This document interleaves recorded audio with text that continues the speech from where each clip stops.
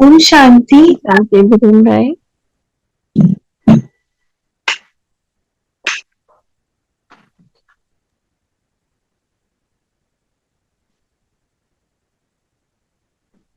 Okay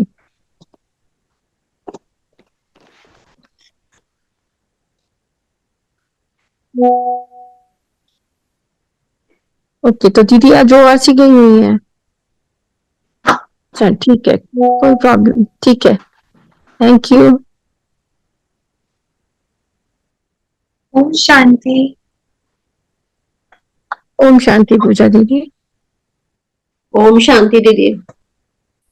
हम अभी 2 minute योग करते हैं एंड उसके बाद फिर हम स्टार्ट करेंगे।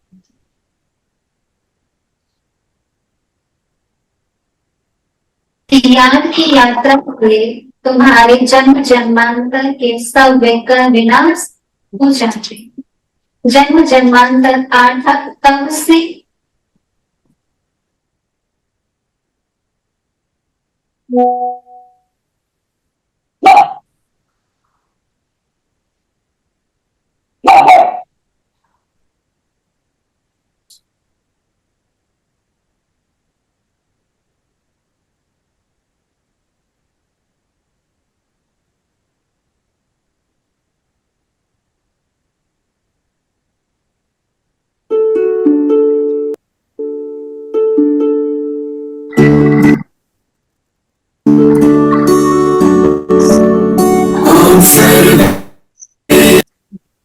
नमस्ते नमस्ते।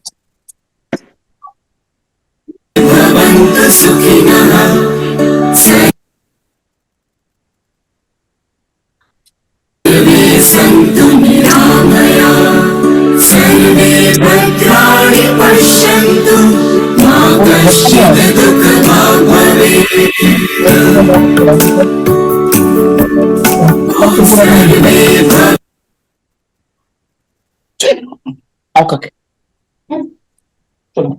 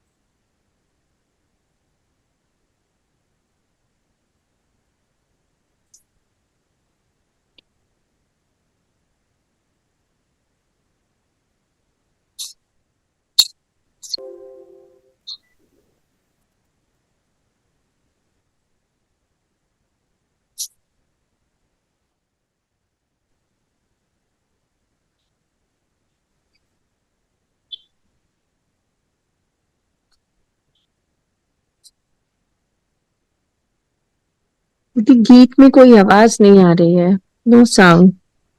हाँ जी, एक्चुअली वो कुछ प्रॉब्लम हो गया और वो नहीं शेयर हो पाया। हम स्टार्ट करें अभी या हम साइलेंस में ही बाबा को 2 मिनट याद कर लेते हैं।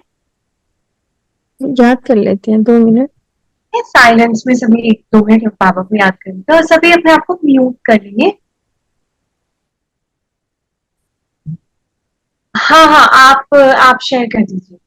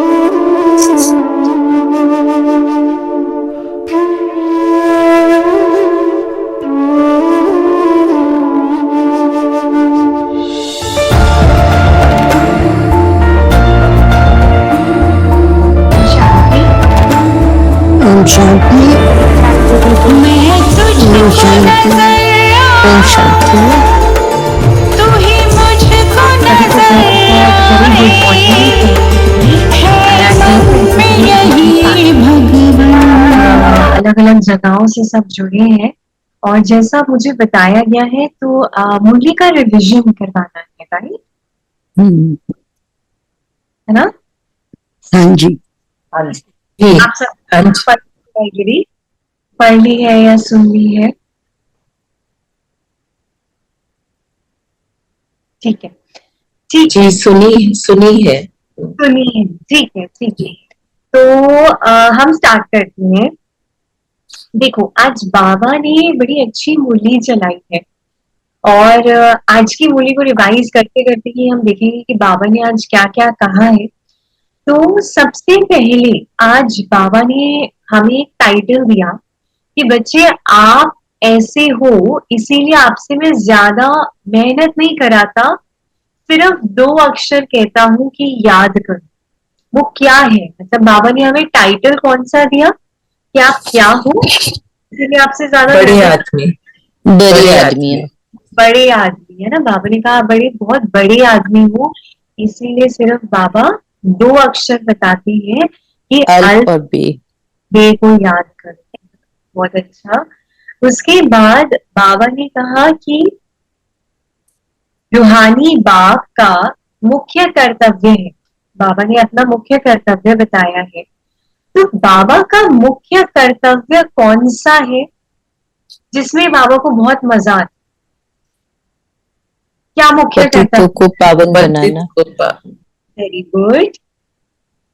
ये बाबा के 3 बाबा ने आज मुख्य कर्तव्य बताए मुरली के हिसाब से। एक तो पतितों को पावन बनाना और बच्चों की सदगति करना। सदगति करना। दूसरा बाबा ने बताया कि सबको सतो प्रधान बनाना है बाबा ने। तो 3 कर्तव्य। तो देखो, बाबा ने कहा कि बाबा को पतितों को पावन बनाना, सबकी सदगति करनी है, बच्चों को सतो प्रधान बनाना है, घर ले जाने के, क्योंकि तमो प्रधान होंगे तो घर नहीं जा पाएंगे, है ना। अब इसकी विधि क्या है? बाबा हमको पतित से पावन भी बनाएंगे, हमारी सदगति भी करेंगे, हमको सतो प्रधान बना के घर भी ले जाएंगे। पर ये सब तो वॉट हो गया कि बाबा क्या करते हैं, कौन सा कर्तव्य है, इसकी विधि क्या है, हाउ, कैसे करेंगे बाबा ये? बाबा हमको क्या बताते हैं क्या करने के लिए? ये याद रखना है कि हम देह नहीं आत्मा है।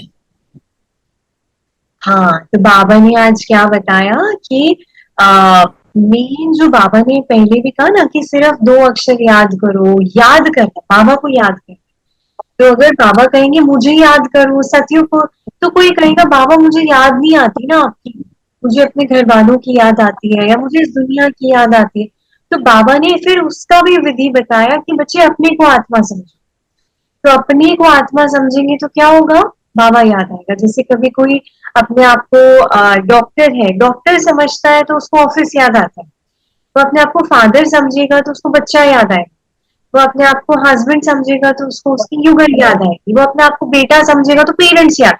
तो जिस आइडेंटिटी में हम रहेंगे वो ही हमको याद आएगा। हम अपने आप को आत्मा समझते हैं तो हमको ऑटोमेटिक मेहनत नहीं करनी पड़ेगी, ऑटोमेटिक बाबा भी याद आएगा, परम धाम भी याद आएगा और नई दुनिया भी याद आएगी। ठीक है। तो आज फिर बाबा ने कहा याद करना है कि हम देह नहीं हम आत्मा है। ये जो है वो हमको हर समय अपने अंदर रखना है कि हम देह नहीं है और आत्मा है। जब इस पार्ट से याद करेंगे तो अपने आप ऑटोमेटिकली हम धीरे धीरे पावन बनते जाएंगे। बिल्कुल बिल्कुल राइट। वो आगे बाबा कहते हैं कि बाबा जो है सबकी सदगति करते, ठीक है। और अभी बाबा हमको घर भी ले जाने वाले हैं, तो हमने घर भी जाना है जरूर। तो अच्छा, अब मैं जिससे पूछूंगी वो बताएंगे, ठीक है, क्योंकि अभी कुछ लोग तो आंसर कर रहे, कुछ लोग आंसर नहीं कर रहे। कभी कभी रेडी रहना, ठीक है। तो अभी ये वाले क्वेश्चन का आंसर देंगे अलका बहन। आईफोन अलका से ज्वाइन किया ना जिन्होंने, आप अनम्यूट कर लीजिए। तो बाबा ने कहा कि अब घर जाना है तो बाबा क्या कराते हैं? बाबा हमको पुरुषार्थ कराते हैं। तो पुरुषार्थ करना जरूरी है।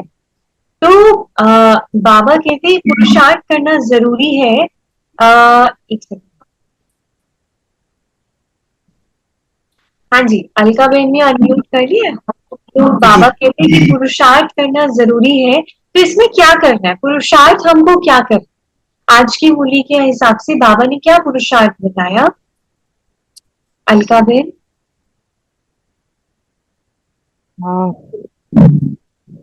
सॉरी, मैंने मुरली पढ़ी नहीं है तो इसलिए मैं अच्छा, कोई बात नहीं, ठीक है ठीक है। तो अभी मैं नहीं पूछूंगी, आप खुद ही आंसर दे देना, और जिसको लग रहा है मेरा चांस नहीं आ रहा वो चैट में आंसर दे देना, क्योंकि मुझे लगा कि सबका चांस नहीं आ रहा है। ठीक है, तो मैं नहीं पूछूंगी। तो बाबा ने क्या कहा है, पुरुषार्थ करना जरूरी है। तो क्या पुरुषार्थ करना है? हमारा मुख्य याद की पुरुषार्थ यात्रा।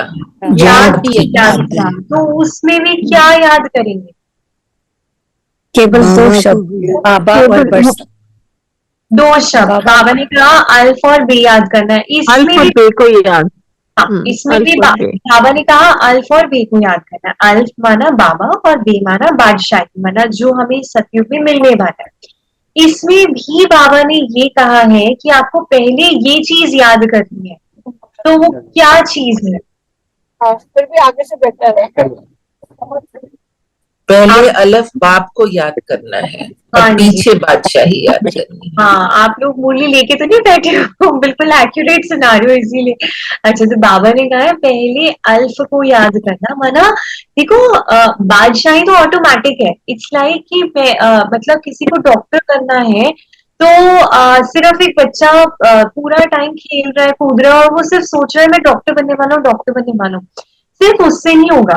लेकिन उसको वो पढ़ाई को याद करना है, उसको याद करना है कि उसने क्या क्या सीखा है ना। फिर डॉक्टर बनना तो उसका ऑटोमेटिक है। तो बाबा ने कहा अभी आप पहले मुझे याद करो, लेकिन आगे आने वाले समय में बादशाही तो ऑटोमेटिक है। बादशाही आगे मतलब वो पीछे, उसके पीछे पीछे आएगी। ठीक है, तो बाबा ने कहा कि एफर्ट क्या करना है, पहले अल्फ बाप को याद करो, पीछे बादशाही, वो रिजल्ट है, वो ऑटोमेटिक आएगा। अच्छा, तो उसके बाद बाबा ने कहा कि जो अभी सतो प्रधान बनने का पुरुषार्थ करते हैं वही पावन दुनिया के मालिक बने। ठीक है, और तो सतो प्रधान, बाबा ने कहा हमको सतो प्रधान बनना है और फिर पावन दुनिया का हमको मालिक बनना है। तो इसमें भी आंसर वही है, बट इसकी भी विधि क्या बताई बाबा ने कि पावन दुनिया का मालिक हम कैसे बने और सतो प्रधान कैसे बने? दीदी, पावन बनने के लिए तो पहले पवित्र बनना पड़ेगा ना, और सतो प्रधान बनने के लिए पुरुषार्थ करना पड़ेगा। तो पुरुषार्थ क्या करेंगे? बाबा को याद करेंगे। बाबा को याद करेंगे, अपने को आत्मा समझेंगे और देखो नहीं हम आत्मा है। बाबा को याद करेंगे। आज बाबा ने वही अंडरलाइन कराया। बाबा ने इसमें भी कहा कि बाप को याद करने से सतो प्रधान बनना है ना। लेकिन इसमें भी बाबा क्या कहते हैं कि अभी आप में से कोई हो सकता है कहे कि मुझे बाबा याद ही नहीं आता ना। तो बाबा ने इसमें भी फिर से कहा है कि सिर्फ कहते हैं अपने को आत्मा समझो, है ना, माना आपको ज्यादा मेहनत नहीं करनी, केवल अपने को क्या समझना है, आत्मा। तो बाबा ने इसमें दोबारा अंडरलाइन कराया है हम देह नहीं, हम आत्मा। आज इसका मुख्य जो बाबा हमेशा कहते हैं मुझे याद करो, पवित्र बनो, तो आज बाबा ने इसको पूरा पीछे ले गए। पवित्र बनना, पावन बनना, माना बाबा को याद करेंगे, पुरुषार्थ करेंगे। विधि क्या, बाबा को याद करें। अब बाबा की याद कैसे ठहरेगी? अपने को आत्मा समझना, तो देह नहीं समझना, आत्मा समझ। अच्छा, तो और क्लास हर रोज अटेंड करनी। क्लास हर रोज, वेरी गुड, क्योंकि क्लास करेंगे तभी न्यू न्यू टिप्स मिलेंगी बाबा को याद करने की। Very nice. तो बाबा ने आज कहा कि देखो, बाबा ने कहा सतु प्रधान से तमो प्रधान बनने में कितने जन्म लगते हैं? 84 लगते हैं, क्योंकि हम अक्सर सोचते हैं कि शायद 63 जन्म लगे हैं द्वापर ऑनवर्ड्स। मतलब हमारे ये सोच में आता है कि शायद 63 जन्म लगे हैं, पर ऐसा नहीं है, क्योंकि हम तो पहले दिन से ही थोड़ा थोड़ा गिरना शुरू हो जाते हैं। राइट। तो बाबा ने आज यही बताया कि कई बार समझते, कई बार आंसर क्या देते हैं कि दीदी 63 जन्म, क्योंकि हमने 63 जन्म से विकार में गए हैं। लेकिन ये तो सोचना चाहिए ना, हम विकार में गए क्यों? हम आए थे 100% बैटरी से, जब आए थे सतो प्रधान थे हमारी 100% बैटरी, ठीक है। अब 100% से जब तक हम द्वापर में आए तो द्वापर में हमारी 50% बैटरी रह गई। अब हम 50% तक आए कैसे? क्योंकि जैसे हम आए शुरुआत में, पहला जन्म हुआ, पहला दिन हुआ, वहीं से हम थोड़ा थोड़ा थोड़ा थोड़ा हमारी गिरावट शुरू हुई। तो नीचे उतरने में तो हमको पूरा कल्प लगता है, 84 जन्म लग जाते है ना। तो बाबा कहते कि पूरे 84 जन्म लगे हैं, 63 जन्म नहीं कहेंगे, है ना।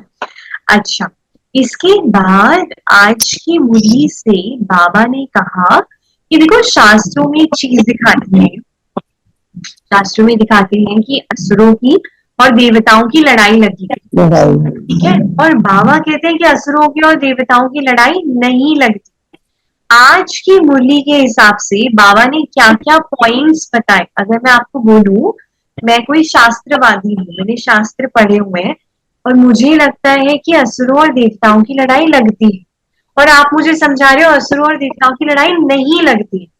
तो आज की मुरली के हिसाब से आप क्या क्या पॉइंट्स दे सकते हो मुझे प्रूव करने के लिए? आपको प्रूव करना है कि असुरों और देवताओं की लड़ाई नहीं लगती, तो आप कैसे प्रूव करोगे? देवता कभी हिंसक नहीं होते, वो लड़ाई नहीं करते। नहीं, देवताएं हिंसक नहीं होते और वो लड़ाई नहीं करते। और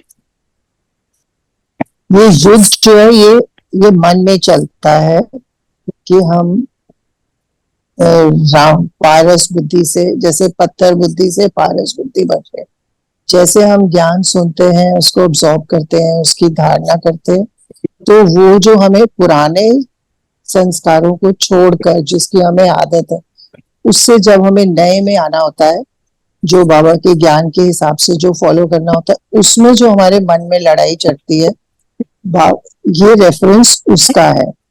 ये एक्चुअली फिजिकली देवता और रावण में कोई फिजिकल लड़ाई नहीं होती। हाँ, तो ये तो आपने बताया जो जैसे महाभारत का जो युद्ध है वो दिखाते हैं कि पांडवों की लड़ाई थी, पर किसी और से लड़ाई नहीं थी, अपने विकारों से लड़ाई थी। पर यहाँ पे वो बात नहीं है, यहाँ पे बात हो रही है जैसे देवता दिखाते हैं और असुर दिखाते हैं, उनकी लड़ाई, है ना। तो और क्या बता सकते हैं आज की मुरली के हिसाब से? तो देखो बाबा ने क्या बताया, बाबा ने 3 बातें आज बताई हैं। एक तो टाइमिंग, है ना, टाइमिंग अलग अलग, मतलब बाबा ने क्या कहा, पुरानी और नई दुनिया हाँ, है, मतलब बाबा ने कहा डिफरेंट ईराज में जो देवता है और जो असुर है उनका दोनों का युग अलग था। जब देवी देवता होते हैं उस युग को सतयुग और त्रेता युग बोला जाता है, और जब असुर होते हैं उस युग को कलयुग बोला जाता है। तो असुर कलयुग में होते, कलयुग में देवी देवता नहीं आ सकते तमो प्रधान दुनिया में, और देवी देवता जो होते हैं वो सतो प्रधान दुनिया में, सतयुग और त्रेता युग में। तो एक तो इनकी टाइमिंग ही अलग अलग है, सृष्टि पर जब इनका आना होता है तो इनका टाइम ही अलग अलग है, युग अलग अलग है। दूसरा बाबा ने कहा, अच्छा आप अगर आंसर नहीं कर रहे हैं तो आप सभी अपने आप को म्यूट कर लेंगे। तो दूसरा बाबा ने कहा कि दोनों की धारणा, हाँ जी, दोनों की धारणा प्रैक्टिस, माना देवताओं के लिए कहा जाता है अहिंसा परमो धर्म, क्योंकि देवी देवता जो होते हैं वो सोल कॉन्शियसनेस में होते हैं, तो उनका तो मतलब डबल अहिंसक होते हैं, ना तो अपवित्रता में जाते, ना मारपीट वाली उसमें जाते, तो लड़ाई तो कर नहीं सकते, है ना। तो बाबा कहते कि उनका अहिंसा परमो धर्म है, तो प्रैक्टिस में भी अंतर है। अच्छा, उसके बाद आज बाबा ने कहा कि भक्ति मार्ग में तुम बिल्कुल डैश बुद्धि बन जाते हो। कौन सी वाली बुद्धि बन जाते हैं हम भक्ति मार्ग में? पत्थर बुद्धि बन जाते हैं, पारस से पुत्थर पत्थर बनना शुरू हो जाते हैं। Very good. तो भक्ति मार्ग में हम पत्थर बुद्धि बन जाते हैं, और ज्ञान मार्ग में हम कौन सी बुद्धि बनते हैं? पारस बुद्धि। पारस बुद्धि बनते हैं, वेरी गुड। अच्छा, पारस बुद्धि कितना युग चलती है हमारी? सतयुग में पारस बुद्धि होती है, और कलयुग में? कलयुग में सिर्फ संगम युग में हम पारस बुद्धि बनना शुरू करते हैं, ब्राह्मण आत्माएं। पत्थर बुद्धि होते हैं, है ना। Very good, very good. अच्छा, आज बाबा ने ये भी बताया कि जो द्वापर के राजाएं होंगे और जो सतयुग के राजाएं होते हैं, उनका जो मुकुट होता है ना, दोनों के मुकुट में भी अंतर होता है। तो क्या अंतर होता है? जो सतयुग के जो ताज होता है वो डबल ताजधारी होता है, एक तो रतन जड़ित भी होता है, एक लाइट का भी होता है। लेकिन द्वापर ऑनवर्ड्स क्या होता है कि रतन जड़ित तो होता है, राजाएं आते हैं, राजा बनते हैं, लेकिन वो लाइट का नहीं होता क्योंकि वो पावन नहीं होते ना, धीरे धीरे वो अपवित्रता की तरफ चलना शुरू हो जाते हैं।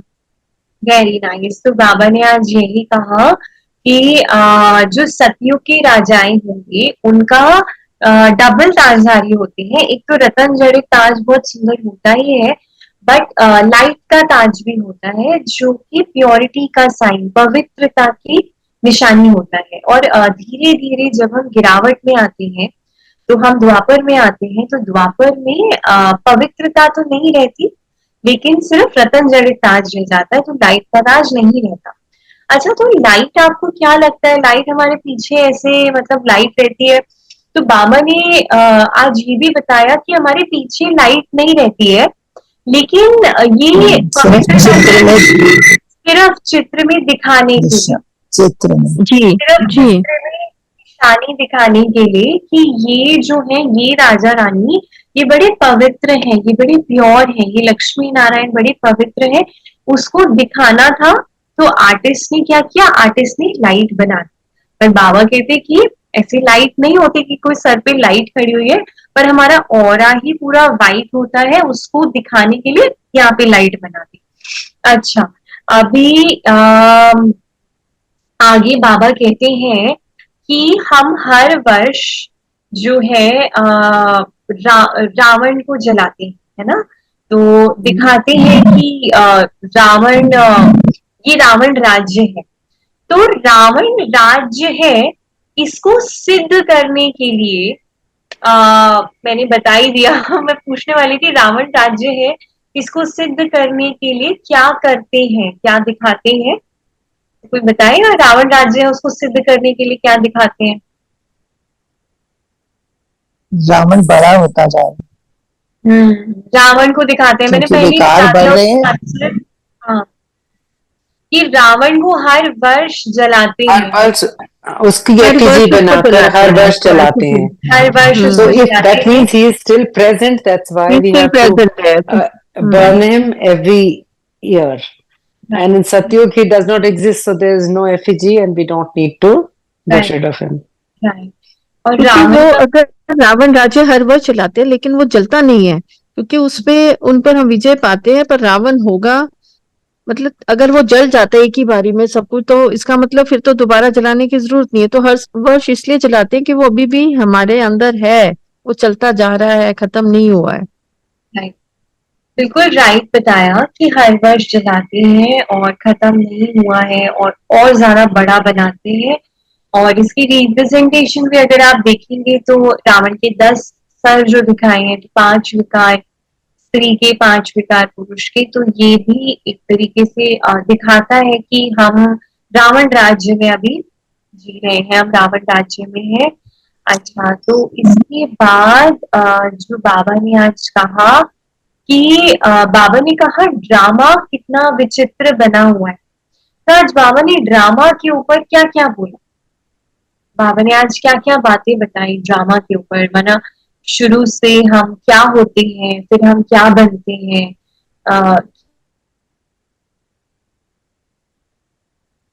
कि सूर्यवंशी होते हैं, फिर कलाएं कम होती हैं तो चंद्रवंशी बनते हैं। ऐसे धीरे धीरे कलाएं कम होते होते हम सत्व प्रधान से नीचे करते जाते हैं, सत्व से तमो बनते जाते हैं। प्रधान फिर संगम युग में बाबा आते हैं, ट्रांसफॉर्म होते हैं, दुनिया ट्रांसफॉर्म होती है, फिर हम परम धाम जाते हैं और वहां से फिर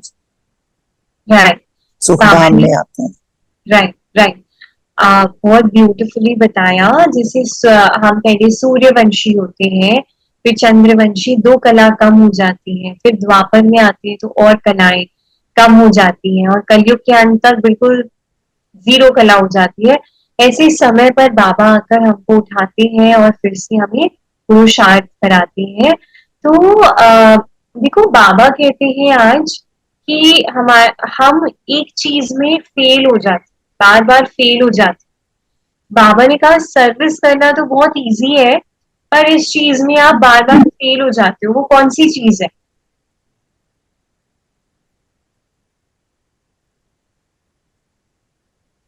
फेल तो याद नहीं होते हैं क्योंकि वो हमको करना। तो बाबा ने आज कहा, बाबा ने आज पुरुषार्थ अक्षर यूज किया है।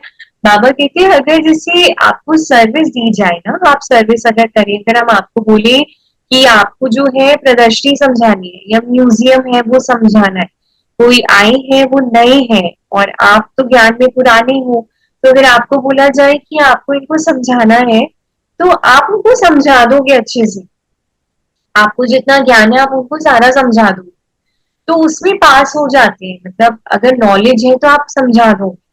लेकिन कहाँ फेल होते हैं? अपने पुरुषार्थ में, है ना। मानो मैंने आपको कुछ बोला कि हमको बाबा कहते हैं ऐसा ऐसा करना है, ठीक है, लेकिन क्या मैं वैसा कर रही हूँ?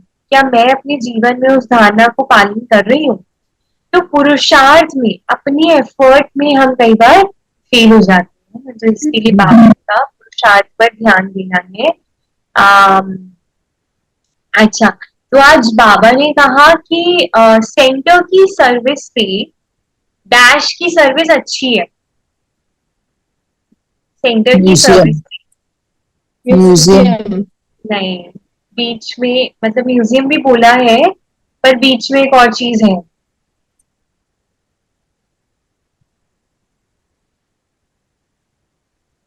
सेंटर की सर्विस पे प्रदर्शनी की सर्विस अच्छी है। और बाबा ने कहा प्रदर्शनी होती है ना, एग्जीबिशन जैसे, कहीं कहीं कहीं भी, मतलब वहां लगता है आपको लोग ज्यादा आते हैं तो वहां पिक्चर्स लगा लेते हैं और उस पे समझाते हैं।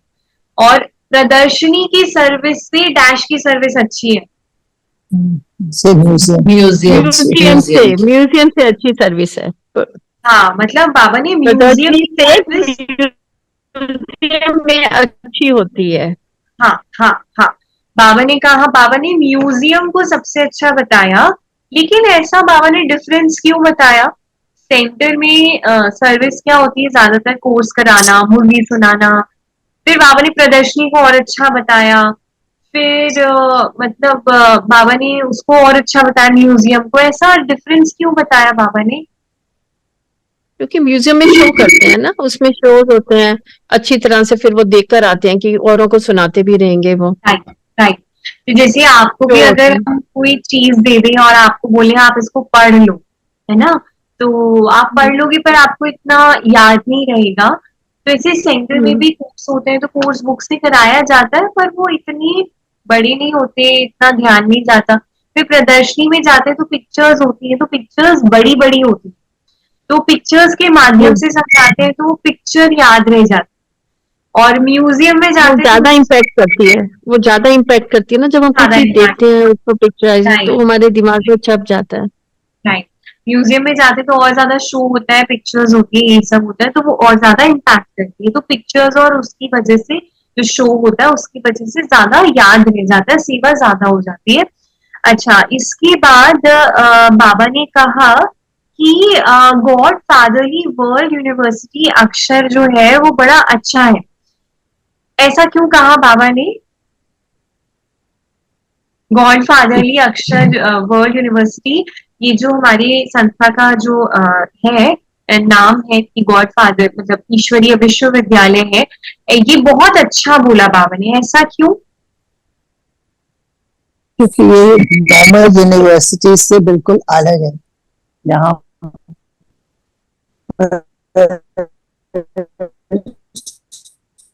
और एक जगह भी पूरी जगह पूरी हमको परमपिता परमात्मा पढ़ाते हैं। इसमें गॉड आ जाते हैं, जनरेटर, ऑपरेटर, मिस्ट्रेस, पूरी तीन मनुष्य।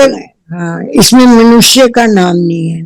हाँ, मेन बात बाबा ने वो परमपिता परमात्मा पढ़ाते हैं ना, ऊंच से ऊंच, इसलिए भी गॉड फादरली वर्ल्ड यूनिवर्सिटी कहा जाता है, क्योंकि एक ही बंदा है जो ऊंच से ऊंच जो परमात्मा है वो ही पढ़ा सकता है, इसमें कोई मनुष्य नहीं पढ़ा रहा है, आंटी ने जो बोला है। और ये सबके लिए बेहद, is for everyone, irrespective of age, gender, nationalities, for every soul of the world. तो बाबा ने कहा, बाबा ने ये कहा जो आपने कहा, बाबा ने कहा क्योंकि इसमें मनुष्य का नाम नहीं आता।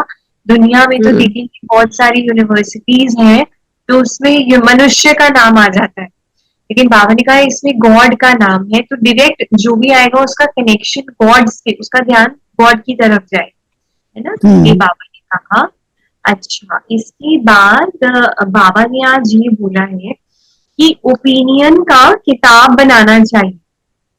ओपिनियन्स होते हैं ना, सबकी अपनी राय होती है, तो सबकी जो राय होती है उसका एक किताब होना चाहिए।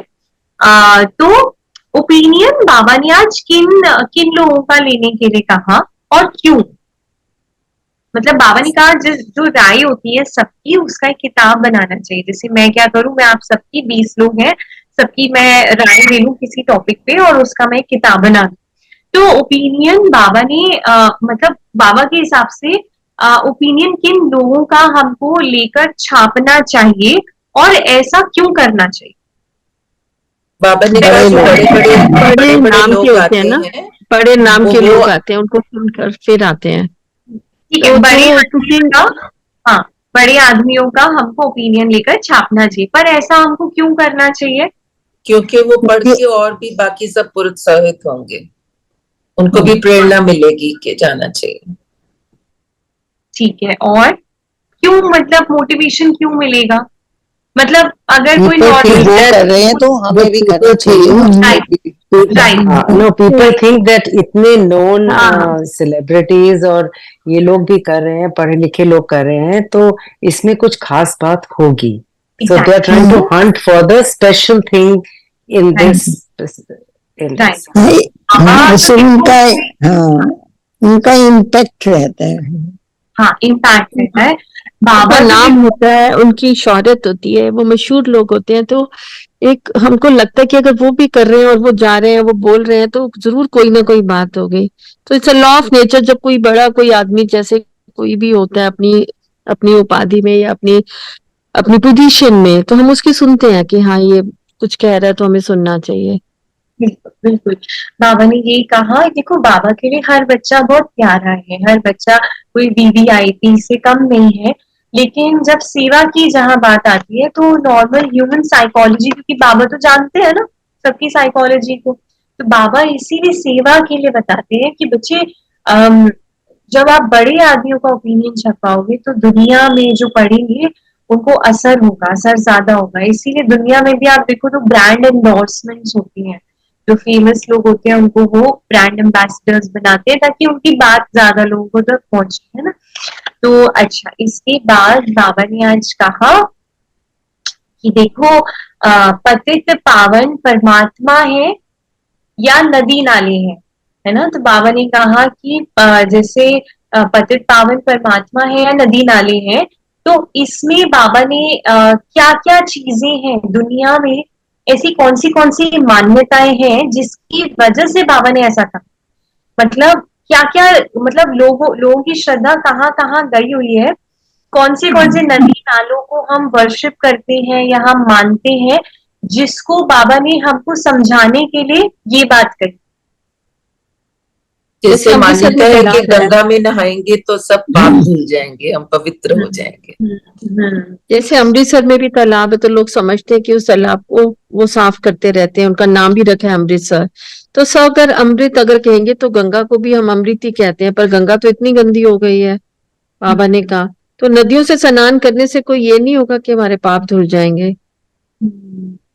Very good, very good. तो ये बिल्कुल आपने राइट बताया। एक तो अमृतसर का जो तालाब, बाबा ने आज 2 ही बातें बताई, अमृतसर का तालाब जो करते हैं उसमें, और जो दूसरा गंगा में पतित पावन कहते हैं उसमें भी डुबकी लगाते हैं। बाबा ने कहा कि उस तालाब को फिर साफ भी करते रहते हैं, समझते हैं कि इससे अमृत निकलेगा, बट पानी इतना गंदा हो जाता है तो उसको हम कैसे कह सकते हैं पतित पावन, है ना। अच्छा, तो फिर बाबा ने आज बताया कि बाबा ने बोला कि बाबा जब आते हैं तो बाबा जो रथ लेते हैं तो बाबा अनुभवी रथ लेते है ना। तो बाबा ने ये भी बताया ब्रह्मा बाबा के बारे में कि ब्रह्मा बाबा को कौन से अनुभव थे। बाबा ने मुरली के हिसाब से क्या क्या बताया है, ब्रह्मा बाबा को कौन से अनुभव लौकिक रीति से थे, मतलब कौन सी चीजें जो नॉर्मल आम जनता को नहीं होते। अब ठंडा गर्म इस सब का अनुभव तो हम सबको है, बट ऐसे कौन से अनुभव बाबा ने बताए जो नॉर्मल आम जनता को नहीं होते, बट ब्रह्मा बाबा ने उन चीजों का भी अनुभव किया था।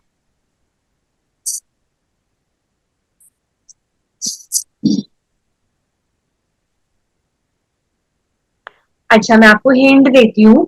बाबा ने अभी जब बोला ना नदियों में स्नान आदि करने का, तो बाबा ने ब्रह्मा बाबा के बारे में भी कुछ बोला था।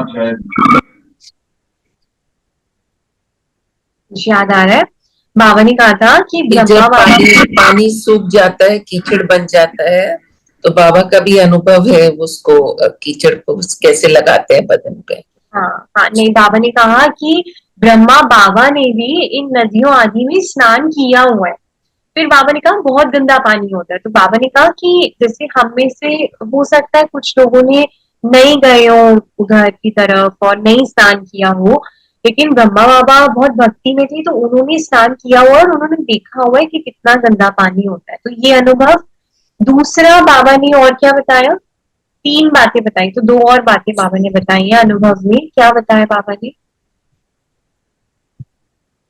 अच्छा, बाबा ने दूसरा बताया कि बड़े बड़े वाइसरॉय किंग्स आदि से भी मुलाकात करने का अनुभव था, है ना। तो हाँ, मतलब नॉर्मल जनता को ये अनुभव नहीं होता, लेकिन बाबा ब्रह्मा बाबा ने बड़े बड़े वाइसरॉय से किंग्स आदि से भी उन्होंने मीटिंग्स करी थी, उनके साथ मिलते जुलते थे, तो वो भी एक्सपीरियंस बाबा के पास था। तो और तीसरा अनुभव बाबा ने बताया कि ब्रह्मा बाबा ने दोनों चीजें देखी, मतलब गरीबी भी देखी, अमीरी भी देखी। आजकल हम कह सकते हैं कि कोई गरीब होते तो वो पूरी लाइफ भी शायद गरीबी में गुजार दे, या कोई अमीर है तो वो पूरी लाइफ भी अमीर रहे, पर ब्रह्मा बाबा को दोनों एक्सपीरियंस थे। तो इसके लिए बाबा ने क्या कहा कि ज्वार बाजरी भी ज्वार बाजरी भी बेचते थे, पर 4-6 आना कमाया तो खुश हो जाते थे बचपन में। हाँ, तो फिर बाबा ने क्या कहा, गावड़ी का छोरा फिर क्या बनते हैं ना, साधारण ना, गांव का छोरा माना कि गरीब थे, पर फिर अपने पुरुषार्थ से ब्रह्मा बाद में तो काफी अच्छी वेल सक्सेसफुल बन गए थे। अच्छा, ठीक है।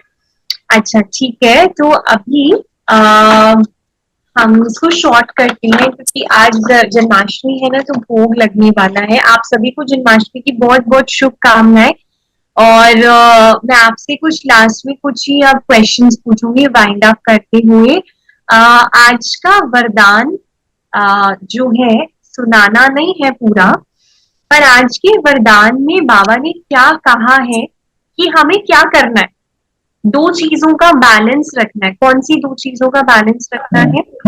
कर्म और योग, कर्म और योग का बैलेंस रखेंगे। तो ये हमारा एक्शन है, एफर्ट है कि हमको दोनों चीजों का बैलेंस रखना है। तो अगर हम रखेंगे तो हमें क्या अनुभव होगा, फीलिंग क्या आएगी, एक्सपीरियंस क्या होगा? बाबा की ब्लेसिंग मिलेंगी। ब्लेसिंग का अनुभव करेंगे। सिर्फ बाबा की ब्लेसिंग मिलेगी या फिर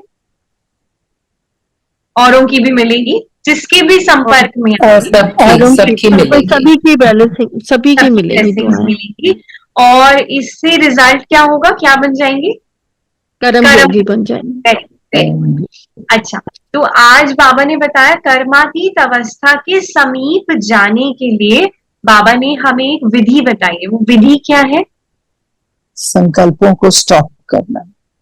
हाँ, कितनी देर में? 1 घंटा, 2 घंटा? सेकंड में, है ना। सेकंड में संकल्पों को हमें स्टॉप करने का अभ्यास आना चाहिए। जैसे 1 सेकंड अभी हम करेंगे प्रैक्टिस, 1 सेकंड में आप सभी बातों को स्टॉप करके बाबा के पास पहुंच जाओ, है ना। तो ये प्रैक्टिस जितना होगी उतना ही हम कर्मातीत अवस्था के पास आते जाएंगे। ठीक है, आप सभी को जन्माष्टमी की बहुत बहुत शुभकामनाएं।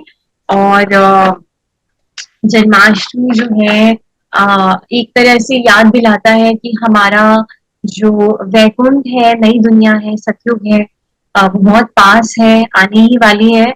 और हमारा दैवी स्वरूप भी बहुत पास है, हमारा आह्वान कर रहा है कि जल्दी से आ जाओ और मुझे मतलब अपने संपूर्ण स्वरूप को धारण कर लो।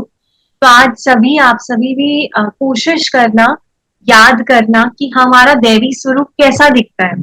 हम भी तो होंगे ना उस दुनिया में। आज बाबा ने ये बात भी कही है आगे कि वैकुंठ में सिर्फ श्री कृष्ण या लक्ष्मी नारायण थोड़ी ना होंगे, हम भी तो होंगे ना उनके साथ। तो अपने आप को याद करना कि हम कैसे दिखते थे, हम कैसे होंगे, हम कैसे देवी देवता होंगे, और उस अपने देव स्वरूप को याद करके पूरे दिन उसी नशे में रहे। ठीक है, अभी हम 2 मिनट बाबा को याद करते हैं। तो 1 सेकेंड में सभी संकल्पों को फुल स्टॉप लगाकर उड़ चले परम धाम।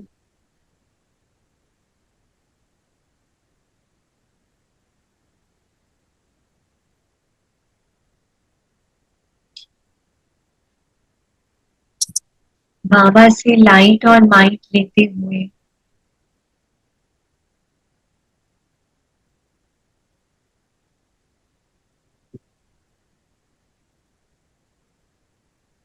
स्वयं को भरपूर कर ले।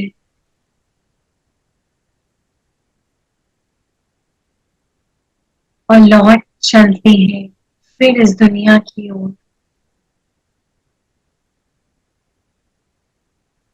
वापस अपने शरीर में। Om Shanti. Om Shanti. Om Shanti. Om Shanti. Om Shanti. Om Shanti. Om Shanti. Om Shanti aunty. Om Shanti. Om Shanti aunty. Very nice. Thank you. Thank you, Didi. Thank you didi, thank you. Om Shanti. Om Shanti.